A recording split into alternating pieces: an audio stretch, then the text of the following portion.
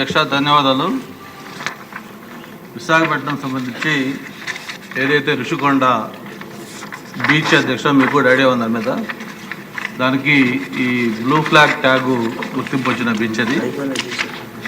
దేశంలోనే ఉన్న 10 blue flag గుర్తింపున్న బీచ్ల్లో Rushikonda ఒకటి. ఆంధ్రప్రదేశ్లో ఏకైక బీచ్ అధ్యక్ష అది. దానికి సంబంధించి ఆ గుర్తింపు ఉండటం వల్ల నేషనల్ లెవెల్లో ఇంటర్నేషనల్ లెవెల్లో టూరిస్టులు అందరూ కూడా పెద్ద సంఖ్యలో ఆ బీచ్కి రావడం జరుగుతూ ఉంది.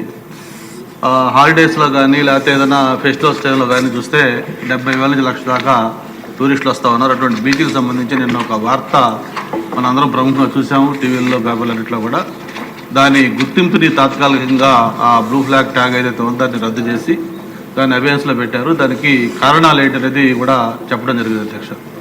ఏదైతే ప్రధానంగా సెక్యూరిటీ కానీ శానిటేషన్ కానీ లేకపోతే అక్కడ పార్కింగ్ కానీ లేకపోతే వాటర్ క్వాలిటీ కానీ ఇతర పారామీటర్స్ ఏవైతే ఉన్నాయో అది ఒక డెన్మార్క్ ఇంటర్నేషనల్ సొసైటీ ఇచ్చే గుర్తింపు అది.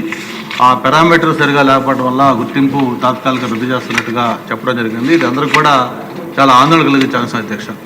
అయితే టూరిజం డిపార్ట్మెంట్ వెంటనే దాని మీద స్పందించి దాన్ని దిద్దుబాటుకి చర్యలు తీసుకుంటామని చెప్పారు.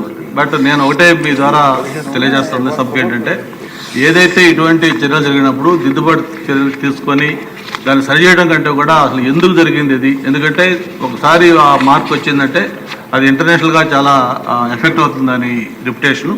కాబట్టి అది ఎందుకు జరిగింది, దానికి బాధ్యులు ఎవరు, దానికి అకౌంటబిలిటీ ఎవరిది, దాని మీద యాక్షన్ కూడా తీసుకోవాలని కూడా రిక్వెస్ట్ చేస్తూ ఒకసారి అది కానీ ఆ బ్లూ ఫ్లాగ్ గుర్తింపు కానీ పోయిందంటే ఇంటర్నేషనల్ టూరిస్టులు వచ్చే ముందు ఎక్కడెక్కడ బ్లూ ఫ్లాగ్ ఉంది, ఆ సేఫ్టీ ఎలాగ ఉంటుంది, అక్కడ తర్వాత వెహికల్స్ పార్కింగ్ ఏంటి, డ్రైనేజ్ ఏంటి, శానిటేషన్ ఏంటి, సీసీ కెమెరాలు ఉన్నాయా లేవా, ఇవన్నీ కూడా చూసుకొని అక్కడికి వస్తారు అధ్యక్ష. కాబట్టి విశాఖపట్నానికి ఐటీ టూరిజం రెండు కూడా చాలా ఇంపార్టెంట్ కాబట్టి ఆ టూరిజం మీద మనం ఫోకస్ పెట్టుకోవాలి. కాబట్టి వెంటనే దీన్ని తక్షణం స్పందించి మళ్ళీ రేపు ఒక 4-5 డేస్లో దాన్ని మళ్ళీ కమిటీ వస్తుందని చెప్తున్నారు. ఆ కమిటీ వచ్చే టయానికి అది కూడా రెక్టిఫై చేసి దాన్ని మళ్ళీ ఆ ఫ్లాగ్ వచ్చేట్టు చేయాలి.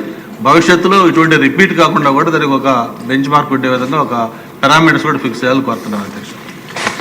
సమస్య చిన్నదైనప్పటికీ ఇంపాక్ట్ చాలా ఎక్కువ చెప్పబోతున్నా. అది సార్ట్అవుట్ చేయడానికి చాలా చిన్న సమస్య.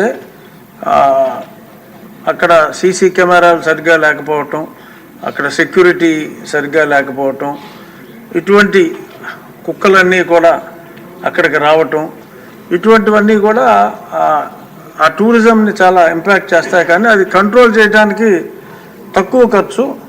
సో ప్రభుత్వం దృష్టికి తీసుకొచ్చారు. అలాగే స్థానిక ఎమ్మెల్యేగా మీరు కూడా ఎక్కువ దృష్టి పెడితే ఆ ప్రాబ్లం ఇమీడియట్గా సార్ట్అవుట్ అవుతుంది.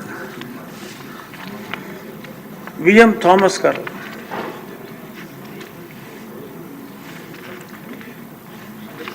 అధ్యక్ష, మాది రూరల్ ఏరియా అధ్యక్ష. ఇక్కడ పవర్ కట్ చేసిన దండిగా ఉంది అధ్యక్ష.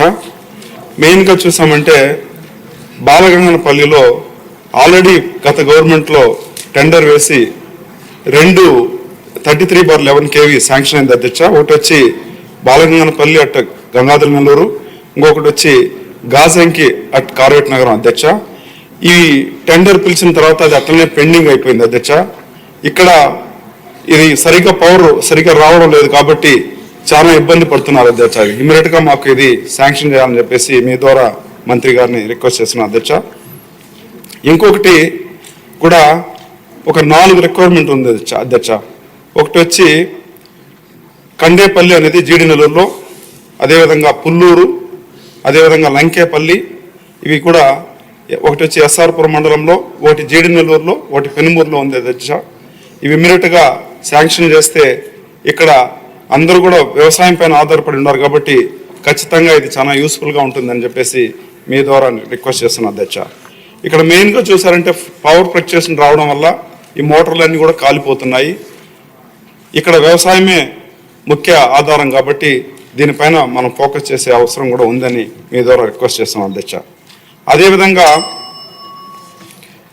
అదేవిధంగా వర్షం వచ్చినప్పుడు ఒక 2 చోట్ల 2 బ్రిడ్జ్ వచ్చి అట్లనే డిస్కంటిన్యూ అవుతుంది అధ్యక్ష. ఇక్కడ చూసారంటే సుమారుగా ఒక దగ్గర ఒక 20 నుంచి 30 విలేజ్లు ఉంది అధ్యక్ష. మెయిన్గా చూస్తామంటే బిఎన్ఆర్ పేట టు జీడినెల్లూరు మండలం, ఇది కాన్స్టిట్యున్సీ అంటే జీడినెల్లూరు టు చిత్తూరు కనెక్షన్ ఉంది అధ్యక్ష. సుమారుగా 100 విలేజెస్ ఉన్నాయి. దీనిపైన కూడా ఒక బ్రిడ్జి కట్టిస్తే బాగుంటుంది. ఎందుకంటే వర్షం వచ్చినప్పుడు ఇది సపరేట్గా ఈ విలేజెస్ కట్ అయ్యి అక్కడ నుంచి స్కూల్కి పోవాలన్నా routine day to day activities కూడా కంప్లీట్గా ఇది వచ్చి ఇక్కడ ఏం జరగడం లేదు అధ్యక్ష. దీన్ని ఇమీడియట్గా మాకు శాంక్షన్ చేయాలని చెప్పేసి మీ ద్వారా మంత్రిని కోరుకుంటాను అధ్యక్ష. అదేవిధంగా లాస్ట్ అధ్యక్ష, దయచేసి అర్థం చేసుకోండి సార్, ఏదో మాట్లాడాలని కాదు, బీ బ్రీఫ్, మీ సమస్యని చెప్పండి. ఎంతసేపు మాట్లాడేమన్నది కాదు ఇష్యూ, ఏం కంటెంట్ మాట్లాడేమన్నది ఇష్యూ. ఓకే అధ్యక్ష. ఎక్కువ మందికి అవకాశం రావాలి. లాస్ట్ అధ్యక్ష, అదేవిధంగా పెనుమూరు టు నేండ్రగుంట రోడ్డు అధ్యక్ష, ఈ రోడ్డు చాలా దారుణంగా ఉంది. ఇక్కడ చూసామంటే చాలా యాక్సిడెంట్ జరుగుతుంది. ఇది కూడా మాకు తొందరగా చేయాలని చెప్పేసి మీ ద్వారా కన్సర్న్ మినిస్టర్ని రిక్వెస్ట్ చేస్తున్నా అధ్యక్ష. థ్యాంక్ యూ అధ్యక్ష.